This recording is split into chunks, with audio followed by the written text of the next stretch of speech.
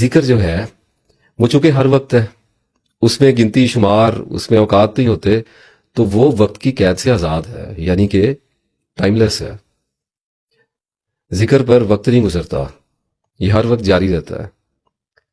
اب اس بات کو سمجھنے کے لیے میں آپ کو یہ بتاتا ہوں کہ اس کی لاجیکل انکوائری اور اس کی لاجیکل ڈیمانڈ کیسے پیدا ہوتی ہے.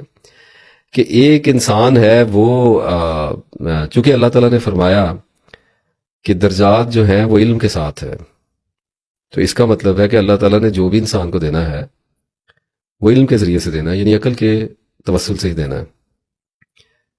تو اب ایک انسان اللہ کے راستے پہ چلا، ایک عورت اللہ کے راستے پہ چلی، مرد عورت چلے دونوں، اور وہ اللہ کی طلب میں، اس کی جستجو میں علم بھی حاصل کرتا ہے، عبادت بھی کرتا ہے. تو عبادت کے نام پہ وہ یہ کرے گا کہ نماز پڑھے گا، قرآن پاک پڑھے گا، اور روزے رکھے گا، استطاعت ہوگی تو حج کرے گا، پیسے ہوں گے تو زکوٰۃ دے دے گا، اور یہ ساری عمر کرتا رہے گا. لیکن ایک وقت آتا ہے کہ جیسے جیسے علم انسان کا بڑھنا شروع ہوتا ہے، ویسے ویسے انسان عبادت کے درجات میں اوپر چڑھنا شروع ہوتا ہے. یہ کچھ ایسے ہے جیسے جب فرض عبادتیں مستقل قائم ہو جائیں اور ان کی عادت پختہ ہو جائے، تو پھر عبادت آہستہ آہستہ دھیرے دھیرے نوافل میں داخل ہوا کرتی ہے، درجات میں اوپر چڑھا کرتی ہے. تو تمام عبادات کا انتہائی درجہ یہ ہوتا ہے کہ ہر وقت عبادت کی جائے. اب یہ کیسے کی جائے؟ کیونکہ انسان تو کمزوری میں رکھا ہوا ہے اور اس کے لیے ممکن نہیں ہے ہر وقت اللہ تعالیٰ کو یاد کرنا. تو جب وہ اس سوال پہ پہنچتا ہے تو پھر اسے پتہ چلتا ہے کہ اس کو ایک ایسی عبادت عطا کی جا رہی ہے جس کا عطا کیا جانا ہی سوال کا جواب ہے. میں آپ کو تھوڑا سا اس میں سمجھاتا ہوں کہ جیسے نماز پڑھ لی اب انسان نے، اب نماز پڑھنے کے بعد کیا کرے گا؟ اور پھر روزے رکھے گا، قرآن پاک پڑھے گا، حج کرے گا، زکوٰۃ دے گا، کچھ اپنا تزکیہ کرنے کی کوشش کرے گا، لوگوں کی خدمت کرنے کی کوشش کرے گا، تو مختلف عبادات میں مصروف رہے گا. لیکن ہوگا کیا کہ اگر غور کرے گا، اگر سچا ہے تو ایک نتیجے پر پہنچے گا. وہ نتیجہ یہ ہے کہ ہر عبادت میں ایک توقف پایا جاتا ہے، ایک وقفہ ہوتا ہے. جیسے ایک نماز سے دوسری نماز کے درمیان کا وقت، جیسے صبح کے قرآن پڑھنے کے بعد شام کے قرآن پڑھنے کے درمیان کا وقت ہے، جیسے ایک روزے کے سحر اور افطار کے بعد رات کا وقت ہے.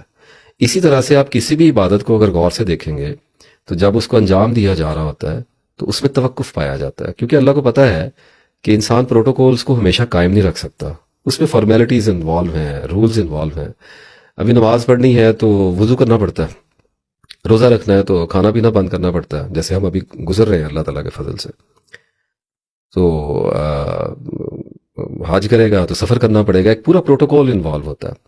اچھا، پھر اب خالی عبادت کی بات اگر زندگی کے کسی بھی معاملے میں دیکھیں تو ایک آدمی اگر اپنی دکان پہ بیٹھا ہوا ہے تو ایک گاہک کے آنے میں اور دوسرے گاہک کے آنے تک ایک وقت ہے، ایک وقفہ ہے جس میں کچھ نہیں ہے، اور انسان فارغ بیٹھا ہے. یہی معاملہ جابس پہ ہو رہا ہے، یہی معاملہ خواتین کو گھروں میں پیش آ رہا ہے، یہی معاملہ میرے ساتھ ہو رہا ہے، آپ کے ساتھ ہو رہا ہے، سب کے ساتھ یہی ہو رہا ہے کہ توقف آ رہا ہے زندگی میں.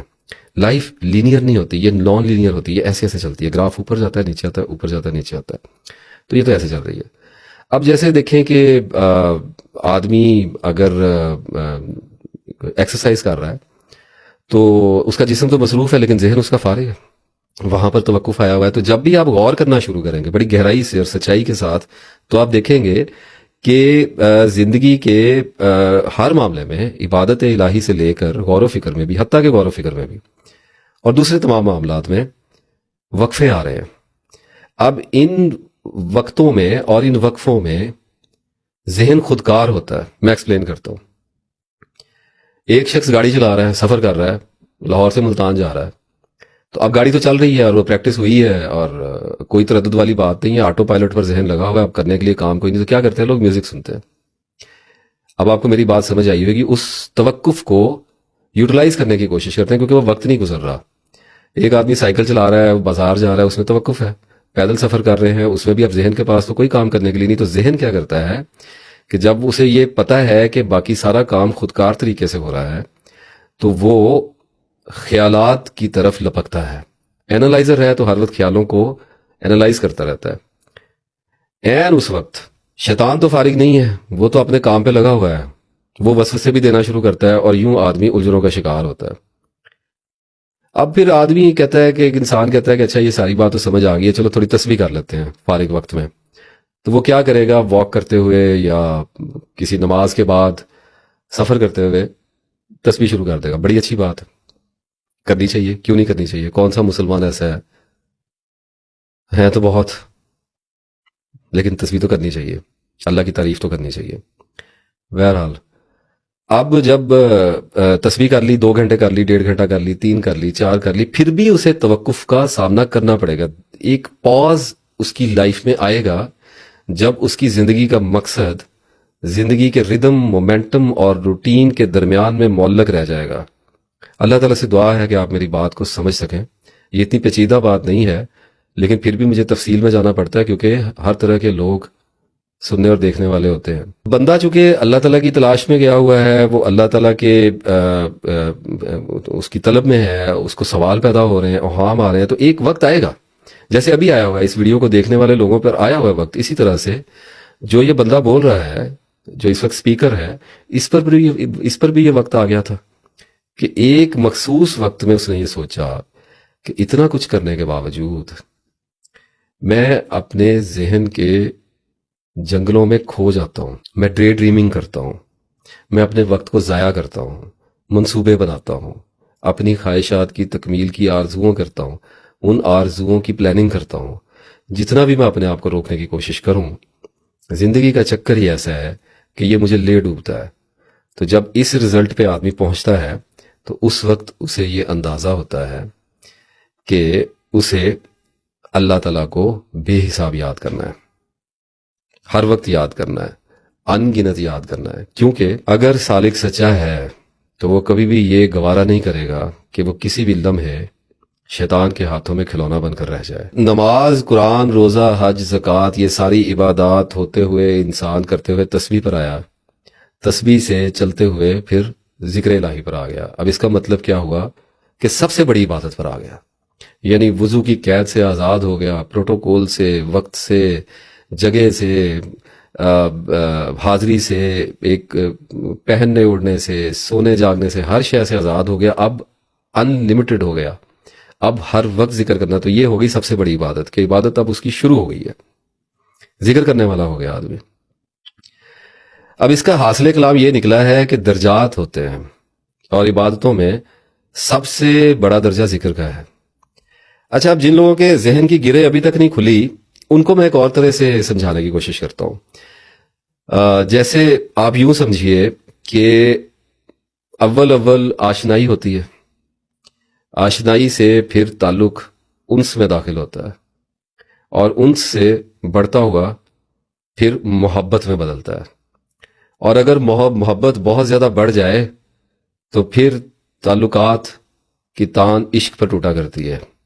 درجات ہیں, بات ایک ہی ہے, نام تعلق کا ہی ہے.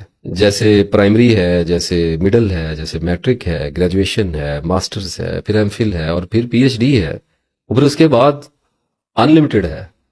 تو درجات ہیں کہ اب جس نے پی ایچ ڈی کر لی, کیا وہ شخص یہ کہہ سکتا ہے کہ اب تعلیم میرے لیے ختم ہو گئی, اب مجھے تعلیم کی ضرورت نہیں, ساری زندگی موت تک ضرورت پڑے گی, کچھ نہ کچھ آدمی سیکھتا ہی رہتا ہے. تو تعلیم انفینٹ ہو کر, لامحدود ہو کر علم کے درجے میں داخل ہو گئی اور علم جاری ہو گیا.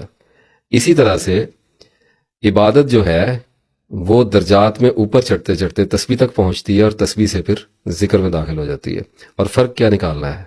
کوئی فرق نہیں ہے.